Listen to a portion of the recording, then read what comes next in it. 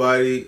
Welcome to the Young Black Geek channel. We are talking My Hero Academia today, and this chapter was really good, man. It actually hit me in the chest some because my relationship with my brother is kind of similar to Ingenium and Iida's relationship, where, like, as an older brother, our personalities are very similar in terms of like what we like doing. But we are also very different people, where, like, I am far more of a relaxed person. A lot of things don't bother me. I value myself as an intelligent person, but I think that my little brother's like way like smarter than I am, and I feel like my brother's way more in tune with like schoolwork, and I feel like grades are more important to my brother than they were to me. And so, but my brother does look up to me, and my brother does value like the lessons that I try to give him, and that I'm learning at the same time, because I'm not perfect. But because of that, seeing Iida interact with his brother and kind of catch a vibe for why he wants to be a hero, and not only what motivates him, but why it's important to him to do what he loves doing. I thought all of that in this chapter, from like Iida's flashback of what the name Ingenium and his entire purpose for confronting Stain in the first place. I thought all of that was very good. I also like that they didacted how not only that Stain's quirk is not overly powerful, it's nowhere near Todoroki's quirk even, where it's the ability to freely control ice and fire. It's a small immobilization quirk that depends on blood type ingested. Like, it's very specific. But it's the fact that Stain has found a way to use his quirk, however it is, to accomplish a goal. And he's got such conviction, and he's so tenacious in his efforts to confirm that conviction, that he becomes a real threat. Probably the greatest threat they faced, because everything else, while even Shigaraki's quirk is probably a stronger quirk, he doesn't have near the wherewithal, he doesn't have near the passion Stain has to make himself the weapon Stain is. And for Stain to be like, bro, if I have to ingest your blood to mobilize you, to stop the disease. And that's the type of terminology he uses, where hero culture to him is a disease to be purged from society. And so if his only way of correcting that is to slowly take out the fake heroes by himself, the only way he knows how, where he can go make himself dangerous with multiple sharp weapons, knives and swords. Bro, come on, man. He is changing the perspective that Iida, Todoroki, and Deku have completely. He's making them so much better. Now, the bigger part to this chapter is Iida's call to action. And I had touched back on this a while back. I don't even know how far back.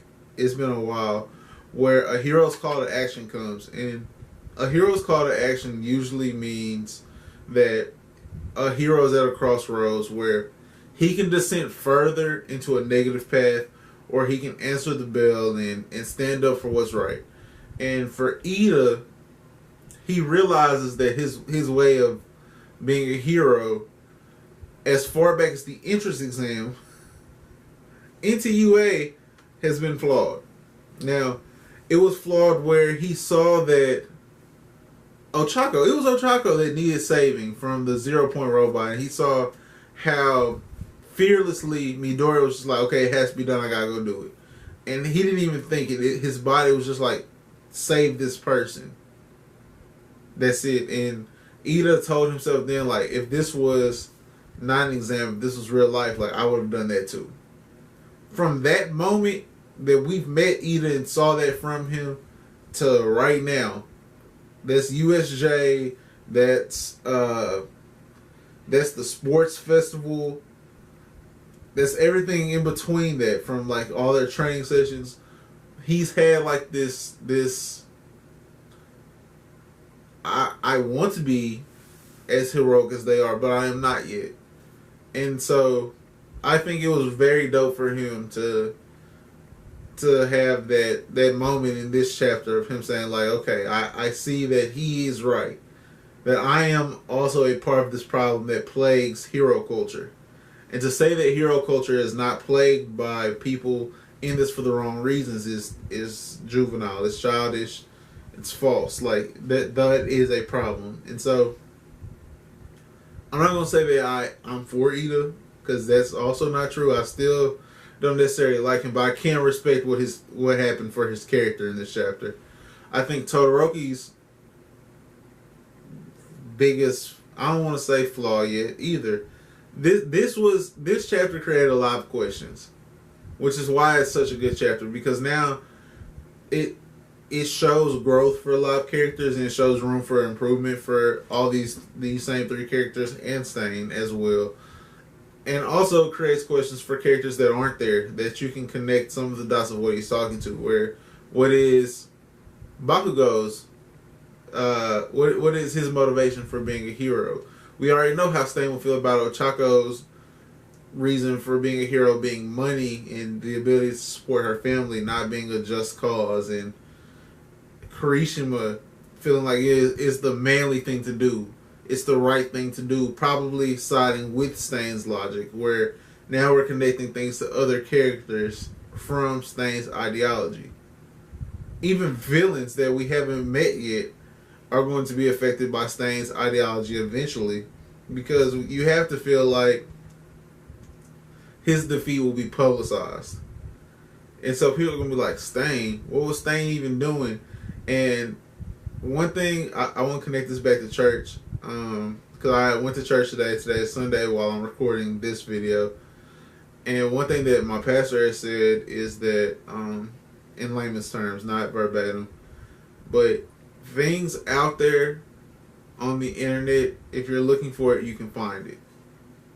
And I got that out of service today, where if you're looking for something on the internet today, and My Hero Academia is probably a little bit in the future, but it's based pretty much in our current world. The internet, if you're looking for Stain's motives, there's zero doubt in my mind that you can find it. Now, I have not read Vigilantes. I've heard he's like cameos in Vigilantes. I have not read it yet. I have the first 2 volumes, but I want to wait on those and do volume reviews once I'm caught up with my the 3 series that I do regularly. Really, once I'm caught up with one of them, I'm probably going to start doing it. But he's going to inspire a lot of people. And so, taking all of that and the questions that you have with people, how much does Todoroki really lean on his quirk? And that's kind of where I want to focus going forward. It's something that I will start paying attention to more, where he's not he's not a hand-to-hand combatant, and his strategy usually consists of him finding ways to end fights early, because he has quirks that have such opposite abilities that people that count on one usually can't count on defending from the other. But does that create a weakness for him, where longer fights, and Midoriya kind of exposed him on this too, where longer fights are such a disadvantage to him because he's so used to ending things early? And does the fatigue he encounters from using his quirk become a negative going forward? I don't know. It's just, it was a very small part of this chapter that Stain pointed out how much he leans on his quirk, how much he counts on his quirk. And I mean, from that and Iida having to stand up and Midoriya just gaining confidence, there's room for improvement for everyone. Now, this was a 5 for me, just because of seeing how, even though Stain's quirk is very specific, he's turned it into a weapon because of his mindset and because of the tenacity he displays. I hate to keep using the chapter's direct dialogue, but he is extremely tenacious. And on top of that, seeing Iida's relationship with his brother a little bit more just touched me from a sentimental side. Now, the panel where Deku throws that punch and Iida comes in with the kick simultaneously on Stain. I thought the artwork was amazing there. Horikoshi, probably, I don't want to say it's Horikoshi's best artwork, but it was very, very good. Very detailed. And I love seeing like the combination attack of the two younger heroes. Now, from this next chapter, we know that Stain's trying to end this. And so he's not down for the count. But how long can this go on without a resolution? Because we have to have the older heroes get there. Because eventually the kids will wear down from a stamina. And Stain's not going to stop till he's victorious or stopped.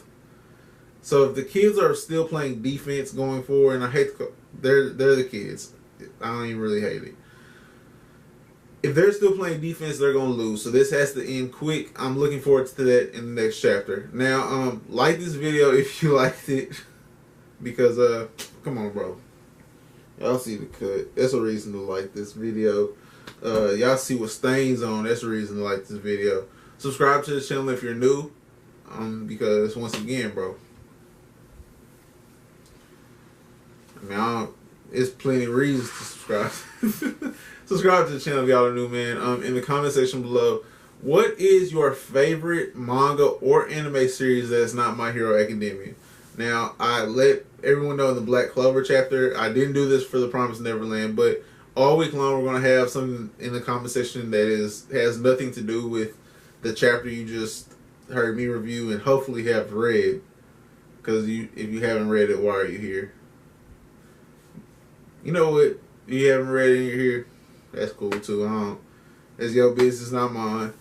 Have a great rest of your Monday, guys. Be blessed for sure. I hope you have a great rest of your week as well. And come back and check out more videos throughout the week. Have a great rest of your day once again. Peace.